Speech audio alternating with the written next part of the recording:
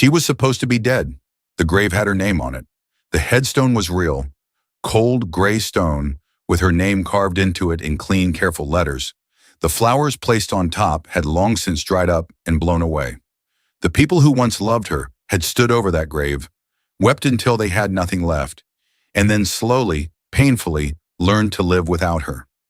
The world had closed the chapter on Amara, quietly, completely, and nobody had thought to check whether she was still breathing somewhere inside it. But today she was standing in a sunlit bridal suite on the 14th floor of the most expensive hotel in the city. She had a white veil between her hands. Her movements were calm. Her face was composed, and the woman in front of her, the bride glowing in the mirror, and turning slowly to admire the way her dress caught the morning light, was the same woman who had put her in that grave. Not with a weapon, not with violence, with something far more dangerous, with words, with lies carefully placed in the right ears at exactly the right time, with a smile that never once cracked. Amara reached up and set the veil gently into place. "You look beautiful," she said, and she meant it to sting, not on the outside, not in any way the bride could see or name or defend herself against. Just a quiet, private sting that lived only in the space between them. A reminder that Amara was here, that she had come back, that the grave they had given her had not been held. The bride beamed at her reflection and said, "I could not have done any of this without you." Amara smiled back and said nothing, because she had not come here to collapse. She had not come here to scream or cry or make a scene in front of a room full of people in expensive clothes. She had come here with a plan, 9 years in the making, built brick by careful brick in the long silence of a life lived in secret. Amara looked at herself in the mirror beside Vivian, older now, stronger, harder to break. She was supposed to be dead, her voice echoed quietly in her mind. The grave had her name on it, but today she was zipping up the wedding dress of the woman who put her there. So how does a dead woman become a maid of honor? The question is not whether she was supposed to be here. The question, the one that changes everything, is how. How does a dead woman walk back into the world? How does she end up holding the veil of the woman who destroyed her? How does she stand in that room, calm as still water, without anyone knowing who she really is? To answer that, we have to go back. All the way back to where it all started. 9 years ago, Amara's life was everything she had ever dreamed it would be. She was 28 years old, healthy and hopeful, working a job she loved, living in a small apartment she had decorated herself. Warm colors on the walls, plants on every windowsill, a kitchen that always smelled like something good. She was not rich. She was not powerful, but she was happy in the deep, quiet way that does not need an audience, the kind of happiness that feels solid under your feet. And she was in love. Daniel was not the kind of man who announced himself when he walked into a room. He was calm where others were loud, steady where others were restless. He listened when she spoke, really listened in the way that made her feel like every word she said mattered. They had been together for 3 years before he proposed, and by the time he got down on one knee, it did not feel like a surprise. It felt like something that had always been true finally being said out loud. She said yes before the question was fully out of his mouth. Her best friend Vivian was the first person she called. They had known each other since their first week at university. 2 girls far from home, equally lost, who had somehow found each other and never let go. Vivian had been there for every important moment of Amara's adult life. The failed exams, the broken relationships, the job losses and the comebacks. She knew Amara in the way that only time and shared struggle can teach a person to know someone. So when Amara asked her to be maid of honor, it was not really a question at all. It was just the natural next thing. Vivian said yes immediately and pulled her into a hug so tight it nearly knocked the breath out of her. The engagement dinner was small, just close friends and a few family members gathered around a long table in a restaurant Daniel had quietly booked weeks in advance. There was good food and easy laughter and too many toasts. Daniel made one that was short and genuine and made 2 people cry. Amara sat beside him with her hand in his and felt for the first time in her life that everything was exactly where it was supposed to be. At some point during the evening, she glanced across the table and saw Vivian watching Daniel. It lasted only a second, just a flicker, barely long enough to name. Then Vivian turned away and laughed at something someone said, and the moment was gone as quickly as it had come. Amara noticed it, filed it somewhere small and unimportant at the back of her mind, and then the laughter pulled her back in, and she forgot. Later that night, walking to the car, Daniel stopped and turned to her under the amber glow of a streetlight. He took both her hands in his. He looked at her the way he always did, like she was the most certain thing in his world, and said quietly, "Nothing could ever take this from us." She looked up at him and believed every word. She believed him completely. The weeks that followed the engagement were the happiest of Amara's life. The wedding planning started almost immediately. Venue bookings, color swatches, catering menus, invitation designs. There were weekends spent visiting halls and gardens and rooftop spaces, debating whether ivory was too close to white and whether garden roses were better than peonies. It was overwhelming and joyful and exhausting all at once, and Amara loved every single moment of it. Daniel was present for all of it in the way that mattered. He was not the kind of man who showed up to every appointment with strong opinions about centerpieces. But he was the kind of man who noticed when she was tired and brought her tea without being asked, who sat beside her on the kitchen floor at 11 o'clock at night, surrounded by fabric samples and vendor quotes, and made her laugh until she forgot she was stressed. Who looked at every venue she loved and said, "If you love it, I love it," and meant it. He was, in every way she knew how to measure, a good man. Now Vivian was there too, for almost all of it. She came to the venue visits. She had opinions about flowers. She sat across from Amara at every planning lunch with her notebook open, scribbling ideas, asking the right questions, keeping things moving when Amara felt overwhelmed. She was exactly the kind of maid of honor a bride hopes for, organized, enthusiastic, and completely devoted to making the day perfect. There were moments during those weeks that felt almost too good.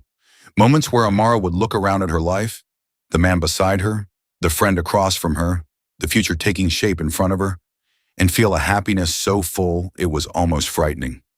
Like something bright held too close to the edge of something dark. She ignored that feeling.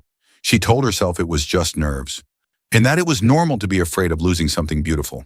That fear was just the shadow happiness cast when the light is strong enough. One Saturday afternoon, the three of them sat together at a bakery going through cake samples.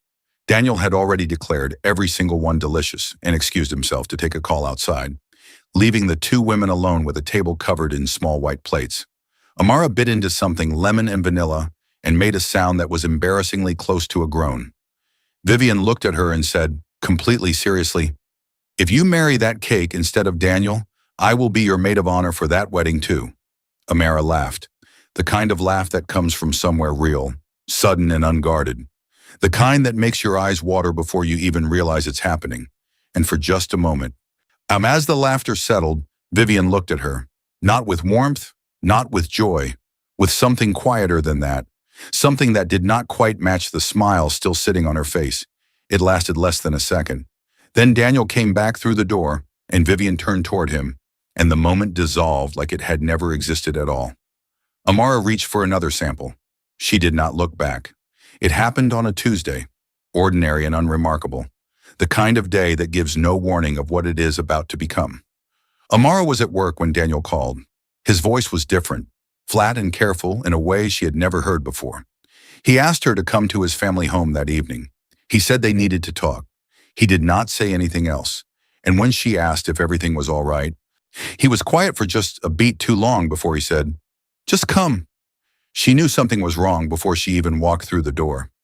Daniel's mother was sitting in the main living room, straight-backed and cold-eyed, with a brown envelope on the table in front of her. Two of Daniel's aunts were there, his older brother, and Vivian, sitting quietly in the corner, hands folded in her lap, expression soft with what looked, from a distance, like concern. The envelope contained documents, bank records, or something made to look like them. Printed messages, a photograph Amara had never seen before, of herself in a place she had never been, with a man she did not know. Daniel's mother laid each page on the table one at a time, slowly, like she was building something. And she was. She was building a case. And the story was this. Amara was already married. She had been deceiving Daniel from the beginning. She was after the family's money, and here was the proof. Amara stood in the middle of that room and looked at the pages and felt the floor shift beneath her. She said it was not true. She said it clearly, without panic, because the truth was so obvious to her that she could not yet understand why it was not obvious to everyone else. She looked at Daniel, the one face in that room she trusted completely, and said, You know me. You know this is not real." Daniel looked at the pages. He looked at his mother. He looked back at Amara. And then he said the words, quiet and broken and final. Words about trust and doubt, and how he did not know what was real anymore. Words that landed like stones dropped from a great height. Hated words he could not take back no matter how many years passed, no matter how much he would later wish he could.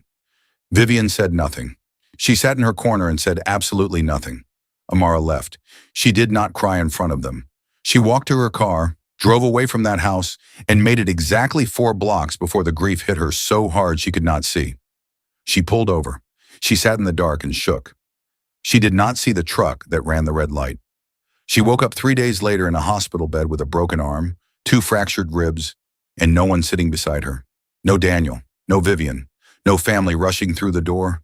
Just the steady beep of a machine and pale morning light coming through a window she could not reach. On the 4th day, a nurse brought her a newspaper. Something to pass the time, kindly meant. Amara took it without thinking and turned the pages slowly with her one good hand. She almost missed it. A small notice. Bottom of page 11, just a few lines long. Her name, her age, her description, a report filed by a neighbor after no one had seen her for days. The car, found abandoned. The assumption, given the state of it, that whoever had been inside had not survived, presumed dead. Amara read the notice twice. Then she set the newspaper down on the blanket across her lap and stared at the wall in front of her for a very long time. Outside the window, the city continued as it always did, indifferent and unhurried, completely unaware that a woman was lying in a hospital bed right now, reading her own death notice and slowly, quietly, deciding not to correct it. The grief in her eyes did not disappear. It just changed shape. I had hardened into something deliberate, something patient, something that could wait. She left the hospital on a Thursday morning, before the sun was fully up. She signed her discharge papers under a name that was not hers. A small, careful lie, the first of many. She had spent the previous 3 days thinking with the kind of clarity that only comes when everything has already been taken from you and there is nothing left to protect. No relationship to preserve, no reputation to defend, no version of her old life worth returning to. They had buried her already. They had grieved and moved on and closed the door. She decided to let it stay closed. She took what little she had, a small amount of money, a phone no one was looking for, the clothes on her back, and she left the city without telling a single person. So she moved to a place where no one knew her face, or her name, or the story attached to either. She found a small room, then a small job, then a slightly better job. She cut her hair. She changed the way she dressed. She applied for new documentation under a name she chose herself, one that felt like armor rather than identity. And then she got to work. It took 2 years to feel stable, 3 more to feel strong. By year 6, she had built a small but respected event planning business, known for being precise, professional, and exceptionally discreet. Her clients trusted her with their most important days. She delivered every time without fail. She was not the Amara who had been cast out of that house with nothing. That woman was gone. What remained was sharper, quieter, considerably more patient. See, she kept a careful eye on the life she had left behind, not out of longing, but out of discipline. She knew when Daniel's father passed away. She knew when Vivian changed jobs. She tracked the small movements of their lives the way a person tracks the weather, not because they can stop it, but because they need to know what is coming. Then one evening, a new inquiry landed in her business inbox. She opened it without expectation. The name of the bride stopped her cold. The name of the groom stopped her breathing. She sat very still for a long moment. Then she reached out and slowly closed the laptop. She stood up. She made herself a cup of tea she did not drink. She sat back down. She opened the laptop again. The inquiry was still there, real and waiting. Her cursor moved across the screen and hovered over the accept button. In 1 second passed, then another. She clicked. The first time Amara sat across from Vivian in 9 years, Vivian offered her a biscuit and asked if she preferred morning or afternoon meetings. That was all. No flicker of recognition, no pause, no sudden unease crossing her face. She looked at Amara the way a person looks at a competent stranger, with polite appreciation and nothing more. The woman who had once known every corner of Amara's life, who had held her hand through some of her hardest moments, who had sat in that living room and said absolutely nothing while everything was taken. That woman looked directly at her and saw no one she knew. Amara had prepared for this moment for weeks. She had rehearsed her breathing, her expressions, the exact warmth she would allow into her voice. But sitting there, watching Vivian stir her coffee without a single tremor of guilt, she understood something she had only suspected before. Vivian had never lost a moment of sleep over what she had done. The planning sessions became a strange kind of theater. Vivian was an enthusiastic client, full of ideas, easy to please, and completely in love with the story of herself as a bride. She spoke about Daniel constantly, how patient he was, how much he had been through, how she had always believed they were meant to find their way to each other. Amara wrote everything down and smiled at all the right moments.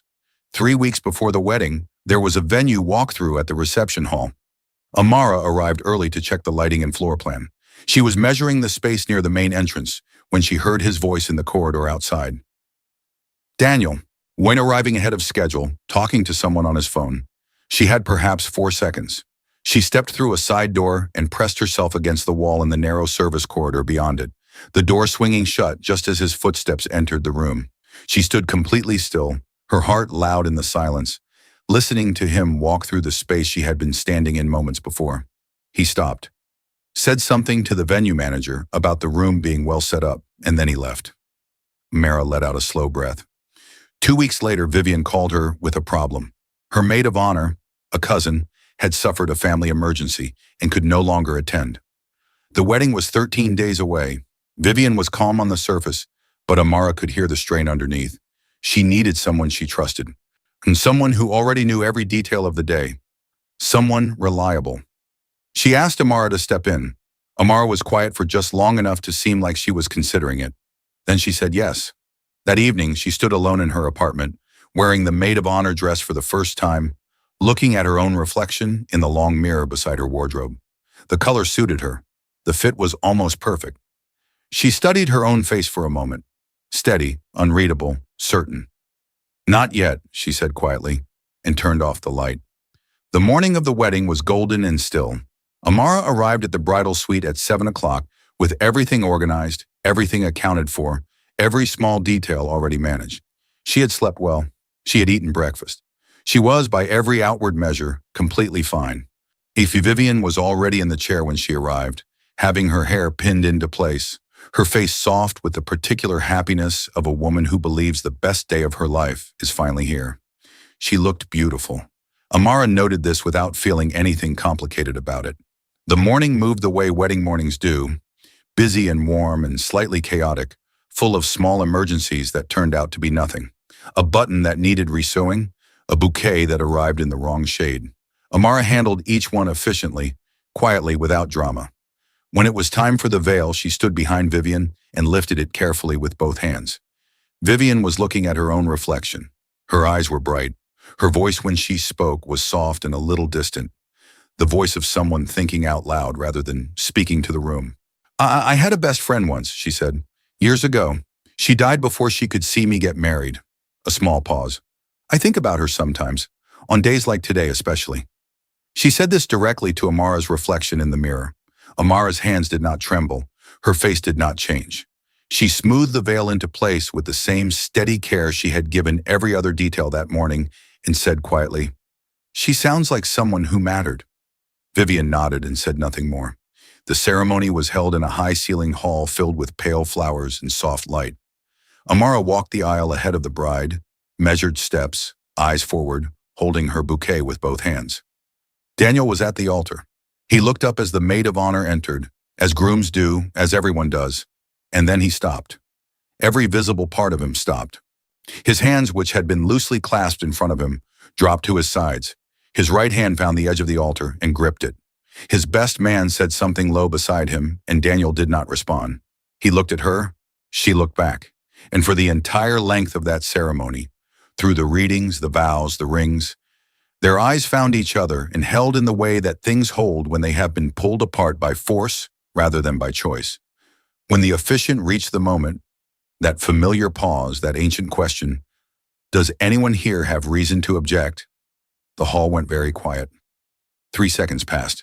Daniel's jaw tightened. Something moved behind his eyes, something large and unresolved and 9 years in the making. His grip on the altar did not loosen. He said nothing. The ceremony continued. Once the vows were completed, the rings were exchanged. The officiant smiled and spoke the words that made it final. Amara exhaled slowly through her nose. Not like this, she thought. It was never going to be like this. He found her on the terrace. She was standing at the far end, away from the noise and the music and the clinking glasses, looking out at the city below, with her bouquet hanging loosely at her side. She heard his footsteps and did not turn around. She had known he would come. She had been waiting for it since the moment their eyes met at the altar. He stopped a few feet behind her. For a moment, neither of them spoke. The sounds of the reception drifted out through the open doors. Laughter, a microphone being tested, someone calling a name across the room. Out here, it felt very far away. Tell me your name, he said quietly. Your real name. She turned around. You already know my name, Daniel. What followed was not a scene. There was no shouting, no breaking of things, no moment that would draw the attention of the guests inside. It was a conversation, quiet and precise and completely devastating in the way that only the truth can be when it has been held back for a very long time. She told him everything, from the beginning, Vivian's visit to his mother, the documents that were never real, the photograph of a life she had never lived, the confrontation in that living room, in the words he had said, in the drive afterward, in the hospital, in the newspaper with her name printed in small type at the bottom of page 11. She told him about the years that followed, the rebuilding, the business, the careful distance she had kept while watching their lives continue without her. She told him how she had found out about the wedding. She told him she had accepted the job on purpose. Daniel listened without interrupting. She watched the understanding move across his face in slow, heavy waves. Not the quick shock of surprise, but the deeper, more painful kind of realization that comes when a person sees, for the first time, the true shape of something they have been living inside without knowing it. He had not been a bystander. He had been the instrument. Vivian had aimed him at the woman he loved, and he had fired without ever knowing he was holding anything. When she finished, he was very still. "What do you want me to do?" he asked. His voice was low and rough at the edges. Amara looked at him for a long moment, and at this man she had once loved completely, at the grief sitting openly on his face, at the 9 years between them that could not be folded back no matter what either of them said or did tonight. "Nothing," she said. "I didn't come here for you, Daniel. I came to watch her live with what she did, and to finally bury the girl she killed." She said it without anger. That was what made it land so hard, the complete absence of heat in it. It was not a threat and it was not a performance. It was just the truth, stated plainly by a woman who had made her peace with it long before tonight. Daniel said nothing for a long moment. Then he looked through the open doors into the reception hall. Across the room, Vivian was laughing at something a guest had said, head tilted back, hand on the guest's arm, completely at ease inside the life she had built on someone else's grave. Daniel watched her. He reached out and picked up a glass from the tray on the nearby table, and he walked back inside. He did not make a scene. Amara had half expected him to, had wondered, standing on that terrace, whether the weight of what she had told him would push him towards something loud and public and irreversible. But Daniel was, and had always been, a man who did his most important things quietly. She watched from across the room as he touched Vivian's elbow and leaned in close to say something in her ear. Vivian smiled at first, the automatic smile of a bride being approached by her new husband at their reception. Then the smile faded. Daniel said something else. He reached into the inside pocket of his jacket and drew out a folded envelope. And he placed it in her hand. Vivian looked down at it. Then she opened it. Amara could not see her face clearly from where she stood, but she saw the moment Vivian's shoulders changed. The way her posture, which had been open and relaxed all evening, slowly drew inward. The way her hand tightened around the pages. The way she stopped being the version of herself she had been performing all day and became, for just a moment, something smaller and more afraid. The folder contained everything. Bank records, time-stamped communications, witness accounts gathered carefully and quietly over years. Daniel had not come to this wedding unprepared. He had known longer than Vivian realized, and he had waited, the way Amara had waited, for exactly the right moment. Then Vivian looked up. She looked across the room with the instinct of someone who already knows they have been found. And her eyes found Amara standing exactly where she was, still and unhurried, watching. No disguise, no alias, no carefully constructed distance, just Amara. Returned. Whole. Vivian's face did what faces do when the thing they have buried for 9 years suddenly walks back into the light. There was no word for the expression. It was not quite guilt and not quite fear and not quite grief. It was all of those things arriving at the same time with nowhere to go. Amara did not smile. She did not nod. She did not give her anything. Not anger, not satisfaction, not a single gesture that could be taken or used or remembered. She simply set her glass down on the table beside her. She picked up her bag, and she walked out. Or through the gilded doors of the reception hall, down the wide carpeted stairs, across the marble lobby, and out into the cool night air. She walked at the same unhurried pace she had kept all day, as though she had simply finished what she came to do and was now going home. Because that was exactly what she was doing. The airport was quiet at that hour. She moved through it easily, bag over one shoulder, boarding pass already on her phone, no urgency and no hesitation. She was 20 minutes from her gate when her phone lit up. A message from Daniel. She stopped walking and read it. "I'm sorry for all of it." 4 words in a period and 9 years folded into the space between them. She stood with the phone in her hand for a moment, in the middle of that busy terminal, people moving around her in every direction. How much then she felt the weight of it, not with pain, but with a kind of quiet finality, like a door closing gently on a room she had already left. She did not reply. She put the phone in her pocket and kept walking. She found her seat. She put her bag in the overhead compartment. She sat down, buckled her belt, and looked out the small oval window at the darkness outside and the distant lights of a city that had once tried to erase her. And as the plane lifted off the ground and the lights fell away below, the voiceover settles over the final image, like the last line of a long letter finally sent. She didn't come back to take anything. She came back to prove that they hadn't taken everything, and they hadn't. If this story moved you, if you have ever had to rebuild yourself from the ground up, if you have ever been betrayed by someone who should have protected you, if you have ever had to choose between revenge and peace and chosen the harder, better thing, then this story was made for you.